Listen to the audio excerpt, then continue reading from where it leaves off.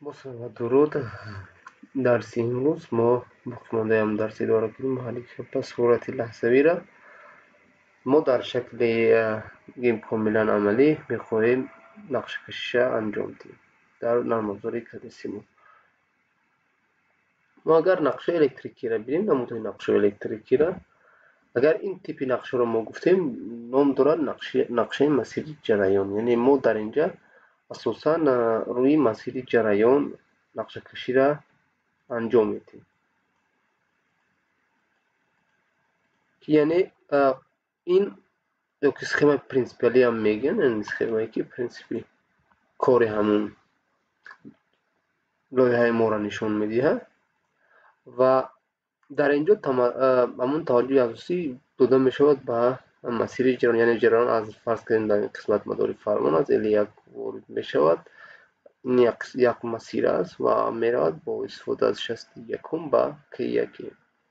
اما در اصل زمانی که ما همون پنل سینکشی انجام میدهیم میبینیم که به این شکل نیست، یعنی بسیار جاها هم مشکل است که ما از نقشه همین مسیر جریان، نقشه پرینسیپالی یک بار با سینکشی گزارش کنیم. و یک نمود دیگری نقشه است، این نام دارد نقشه مونتاژ یا که هم نقشه سینکشی، یعنی در اصل ما بینیم اگر به همین شکل است.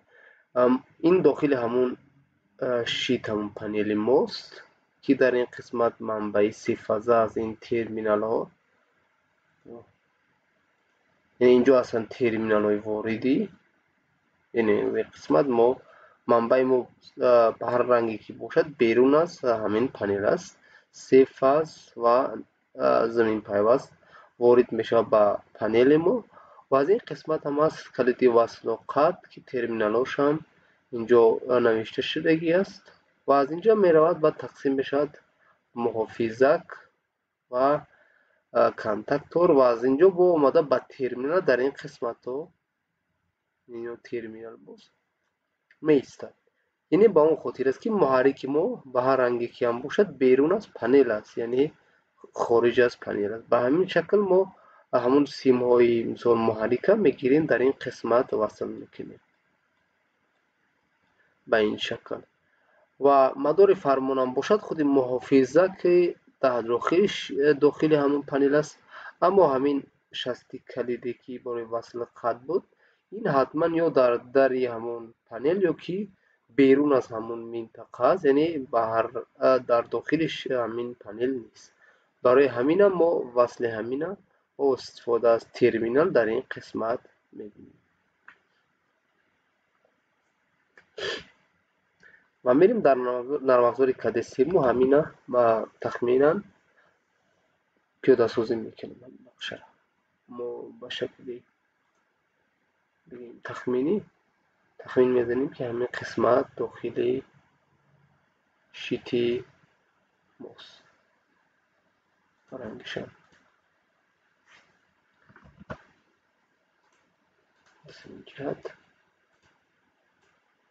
ما مسئولین در این منطقه مونیم و رنگش کنیم بهترش یکم روشن باشه.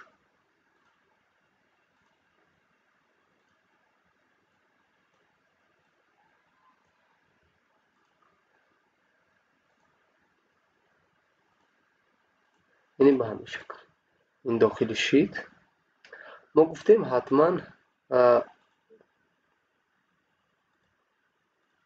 اینجا ما مشکلی نیست حاضر از این یعنی به این شکل سرینا یک باسکنجا یک مربع تصویر کردیم و کانتاکتور رو همه را جا به جا میکنیم. این از بالای این داخل شیت است تخمینا.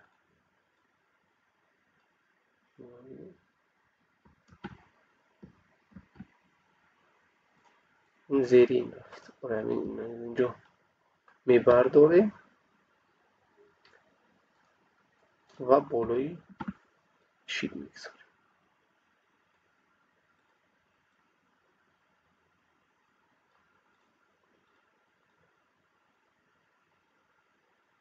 باز اینجا از اینجا میگیریم و بالای شیت، یعنی به همین رنگ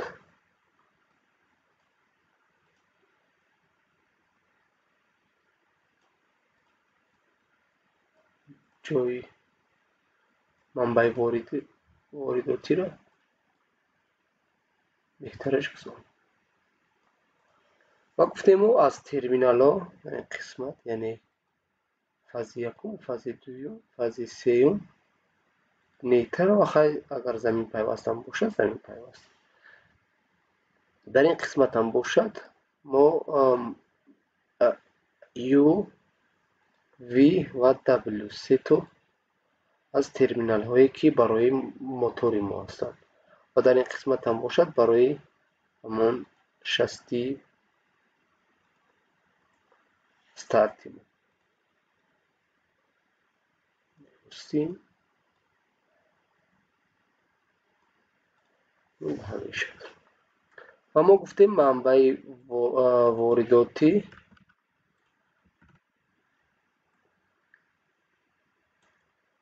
یعنی بیرون از پنل ما است، یعنی از این قسمت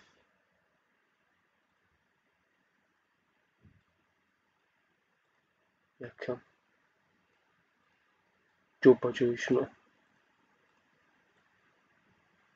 بهتر کنیم تا که زمان سیم کشی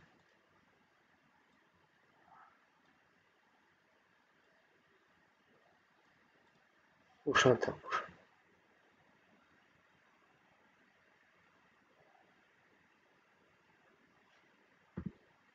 یعنی به همین شکل اینجا نیترال هم هست، یعنی بهترش منبع به این رنگ بریم تا که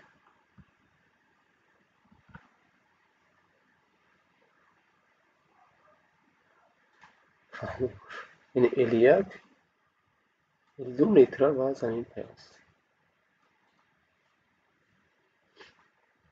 این قسمت سیم کشی و هر سه سیم، یعنی ما به این شکل وارد کردیم به ترمینال ها و از این خروجی هم گرفتیم از خروجی ترمینال ها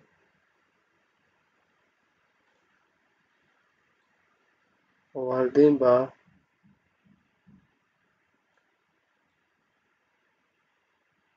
محافظه صفحه. خیلی مشکل نیست، ما فقط اینجا برای فهم بودن به همین شکل تصویر میکنیم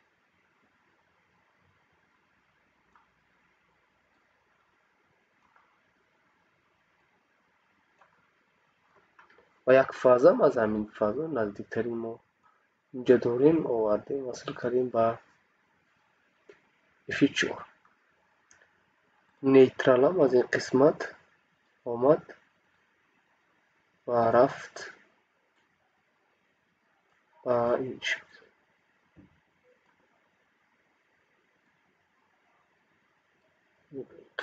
بهترش ما سر میکنیم ایزور نیست، یک مشکلی نیست. و باز از محافظه خارج شد آمد به ورودی کانداکتوری که میتونیم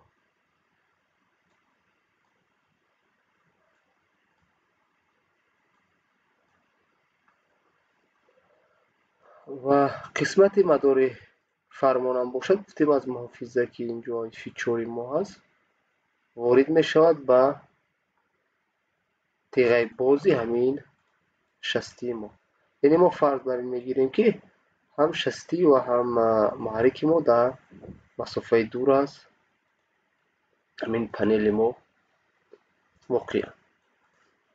این شستی به رنگ باشد در همین پنل دورکمی است. یعنی فاز اومد از این قسمت از محافظک اومد با بهتر شکل باریکتر میگیریم تا که فرقیت باشد. فاز اومد و از اینجا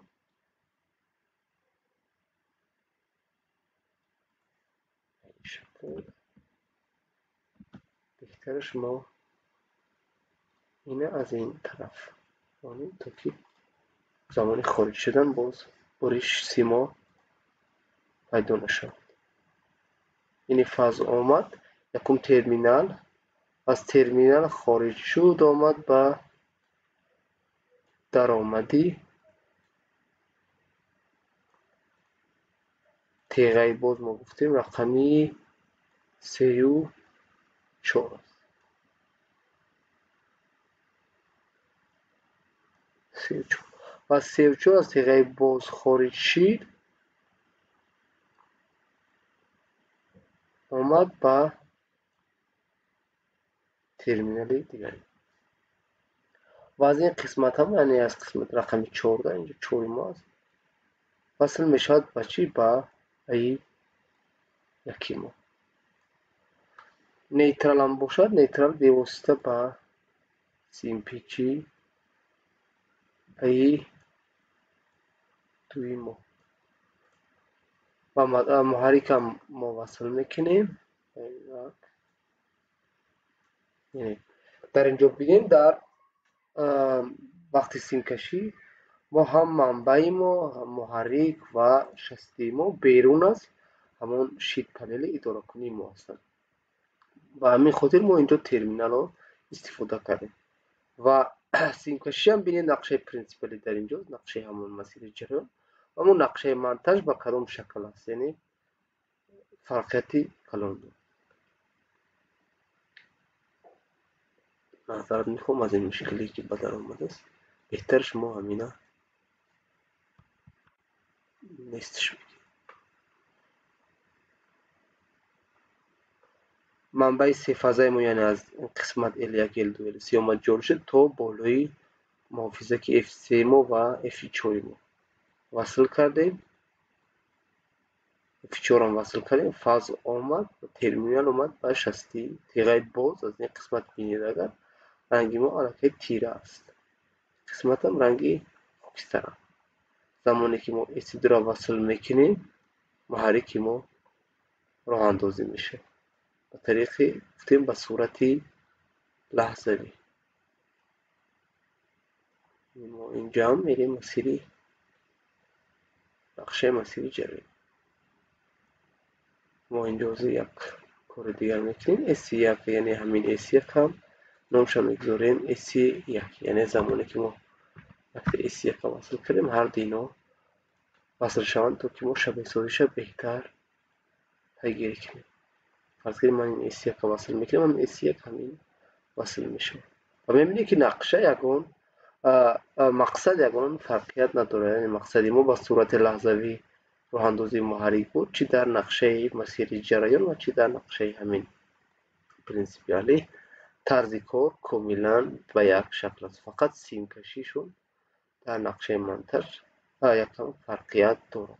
این بود اصول همون منتج یا سیم کشی کامل از یک شیت همون پنلی دارد.